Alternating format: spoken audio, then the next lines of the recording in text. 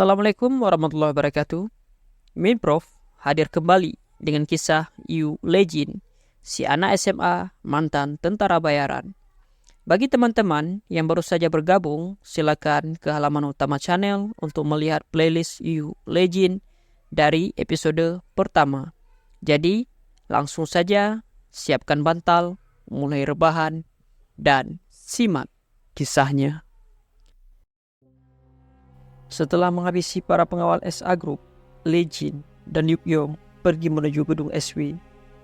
Di dalam mobil, Yukyong bertanya, apa anak itu baik-baik saja? Legend mengatakan kalau dia baik-baik saja. Sambil menatapnya, Yukyong mengingat kembali bagaimana tadi Legend membantai para pengawal. Heran dengan apa yang terjadi. Padahal, dia masih sangat muda.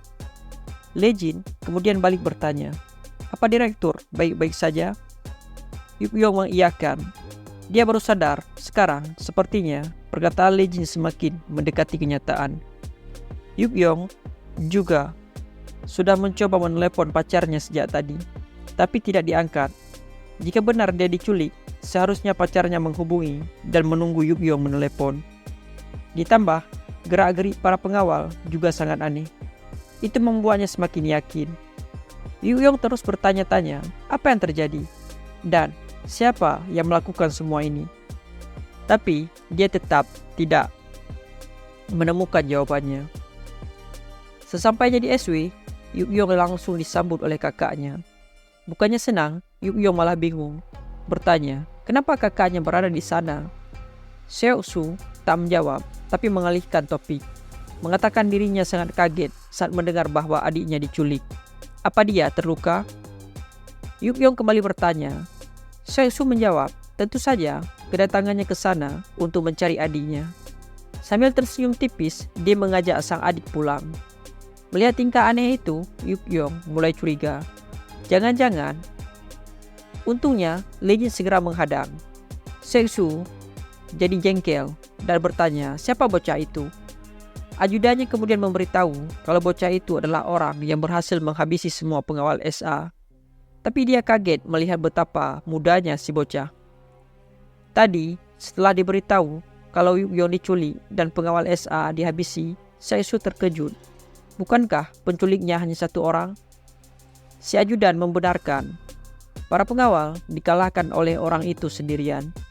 Kini dengan ekspresi marah, dia bertanya-tanya, apa bocah itu yang menculik Yukyong? Namun, tiba-tiba seseorang datang menyela, memberitahu anak itu tidak menculik Yukyong, tapi melindunginya. Seoksu berpaling dan melihat Ji berjalan ke sana didampingi 4 pengawalnya. Yukyong langsung terlihat ceria saat melihatnya. Sementara itu, ekspresi Seoksu berubah. Lalu sambil tersenyum, dia menanyakan apa yang dibicarakannya. Jika ada yang mendengar, mereka pasti mengira kalau Ji lah yang mendalangi ini. Tapi Ji malah membenarkan asumsi itu. Dialah yang menyuruh anak itu membawa Yukyong ke sana. Seoksu semakin tak senang, memperingatkan agar Ji berhati-hati dalam berbicara. Walau bocah itu adalah orang yang dikirim atas permintaannya, dia pikir hanya karena mengenalnya, bocah itu menggila dan membuat masalah.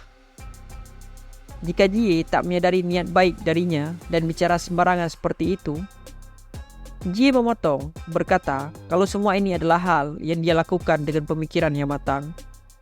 Seoksu akhirnya mengalah. Jika Ji bersikeras, maka tak perlu mengatakan apapun lagi, meski dia ingin mengobrol lebih lama. Tapi sepertinya sudah tidak ada waktu lagi. Karena sekarang dia sudah di sana, Ji tak perlu khawatir lagi. Seoksu kemudian mengajak adiknya pulang. Tapi Yukyong menolak memberitahu kalau dia akan menyusul karena ada hal yang perlu dia bicarakan dengan Ji sebentar.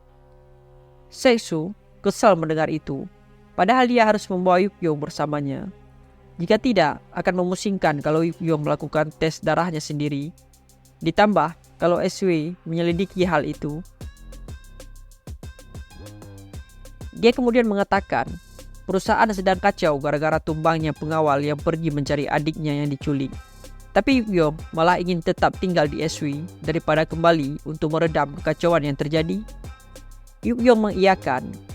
Lagi pula, dia tidak benar-benar diculik. Dan semua itu terjadi karena kesalahpahaman para pengawal. Nanti, dia akan kembali dan menjelaskan semuanya. Saisu marah besar dan bertanya, apa adiknya tahu apa yang dia katakan? Bahkan jika itu benar, mereka sendirilah yang harus menyelesaikan masalah SA. Apa dia berpikir untuk meminjam kekuatan SW? Yukyong bergetar. Dia juga merasa prihatin, tapi tak ada yang bisa dilakukan. Yukyong adalah keluarga pemilik SA. Dia meminta bantuan dari Ji karena tidak tahu persis situasinya. Namun karena masalahnya bertambah besar, sekarang semuanya berbeda dari yang semula, sekadar meminta meminjamkan pengawal SW. Yukyong harus menyelesaikan masalah secara internal. Karena tak punya pilihan, Yukyong terpaksa mengikuti permintaan kakaknya. Dia perlahan dengan lesu. Dalam hatinya, Yukyong merasa sangat terpukul. Pacarnya yang selama ini dia percaya dan cinta, serta pengawal yang seharusnya melindungi mereka semua, mengkhianatinya. Sekarang, tanpa tahu siapa musuhnya dan apa alasan mereka melakukan ini padanya, Yukyong dipaksa kembali tanpa rencana seperti ini. Melihat sang adik melewatinya, Seoksu menyeringai. Karena adiknya menurut untuk kembali, dia bisa menyerahkannya pada polisi dan wartawan. Ji merasa prihatin, pastinya Yukyong merasa takut. Pada akhirnya, dia melihat taring yang ingin mencabiknya. Ditambah, taring itu bukan dari orang lain, melainkan saudaranya sendiri. Tapi kemudian, Ji terkejut melihat Lejin menyusul dari belakang. Yukyong pun segera menyadari dia sedang dikawal olehnya. Seoksu dengan heran bertanya, kenapa bocah itu mengikuti adiknya? Lejin membalas, dia ditugaskan untuk tetap berada di samping direktur. Seoksu kembali marah, namun Yukyong membenarkan perkataan Lejin. Bahkan dia sudah menyetujui itu. Sambil berpaling dari kakaknya yang sudah semakin jengkel, dia mengajaknya untuk segera pergi. Ji hanya bisa menatapnya, tersenyum. Ketua tim 2 lalu mengatakan, melihat sikap yang seperti itu, pantas saja Yuna jatuh cinta padanya. Dia yakin bahkan seorang pria pun akan jatuh cinta padanya. Pada akhirnya, Lejin menemani Yukyong kembali ke gedung SA. Di sana, Yukyong berusaha menjelaskan kepada kepala pengawal, Kang, bahwa terjadi kesalahpahaman. Lejin tidak menculiknya. Sejak awal, dia adalah orang yang meminta bantuan. Meski demikian, dengan wajah memar, kepala Kang mengejek dan mengatakan bahwa meski mereka sudah berbicara sebelumnya, sikap direktur yang tadi terlalu aneh. Yukyong merasa tidak nyaman dan dengan jujur membalas bahwa menurutnya sikap kepala Kang lah yang sebenarnya aneh. Perkataan itu membuat kepala Kang kesal. Tapi Seoksu dengan sigap menghentikan perdebatan tersebut. Dia menasihati adiknya agar tidak terlalu sensitif. Mengingatkan bahwa kepala Kang juga tidak mungkin membayangkan bahwa pacar Yukyong akan melakukan hal seperti itu. Seoksu menambahkan, seandainya Yukyong pingsan dan Lejin membawanya pergi, sementara para pengawal diam saja, masalah lain pasti akan timbul. Melihat senyum licik di wajah kakaknya, Yukyong mulai curiga.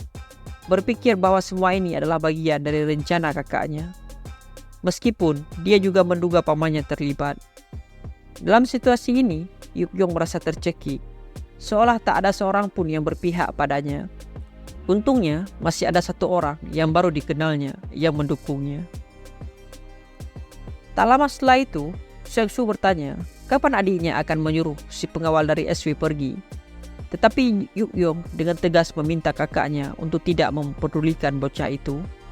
Jawaban ini membuat Seoksu kesal, berpikir bahwa ini mungkin akan menjadi terakhir kali Yukyong bersikap arogan. Karena tak lama lagi dia akan merengek meminta bantuan padanya. Tiba-tiba Ji menelepon. Yukyong lalu bertanya apakah dia harus meminta izin pada sang kakak untuk mengangkat teleponnya.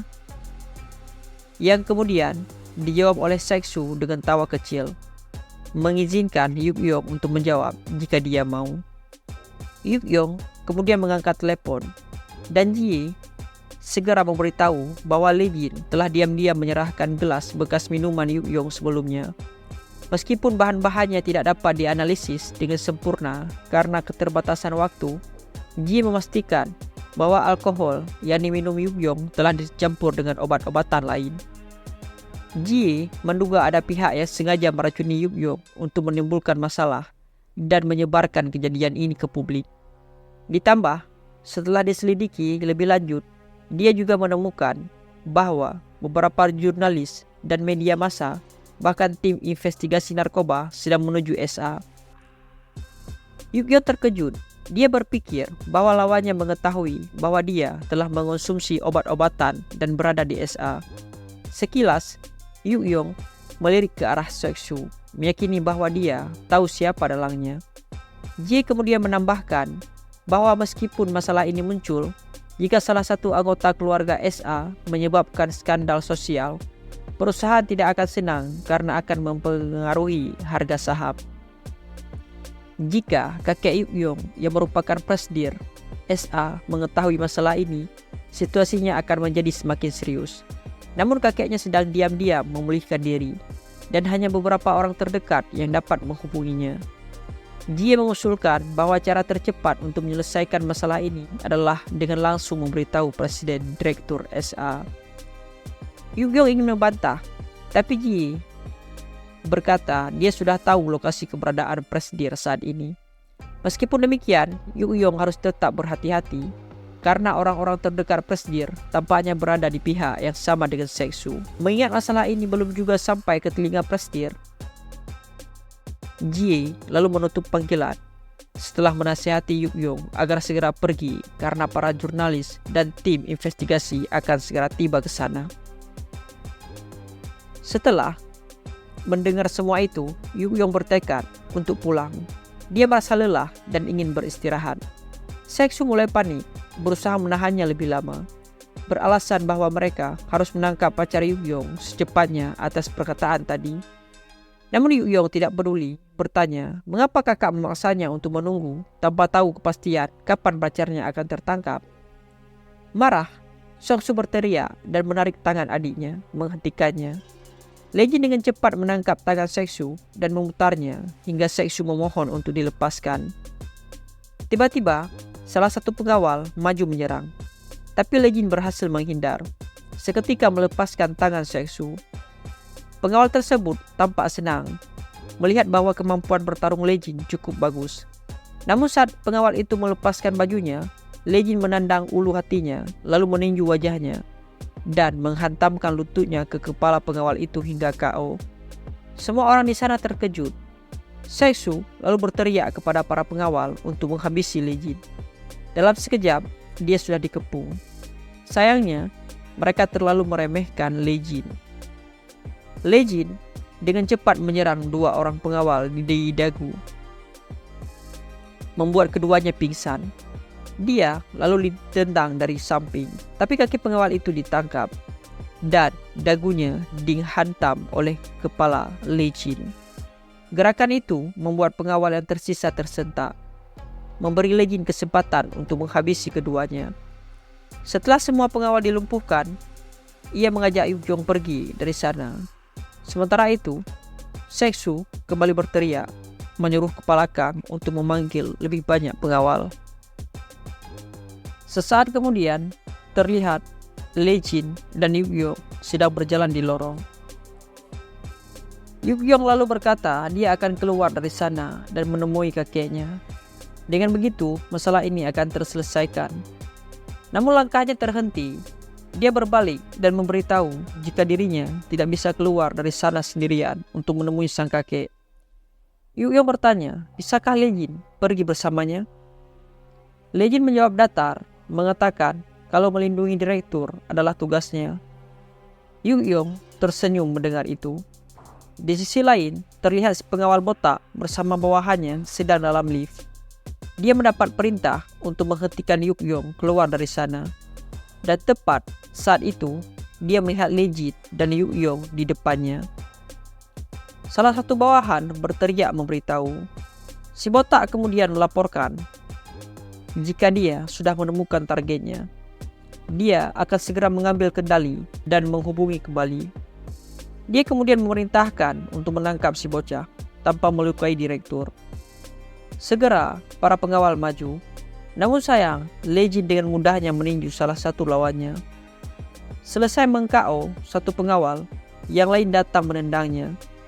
Legend menangkis, lalu membalas tendangan itu. Sontak kembali menjatuhkan seorang pengawal.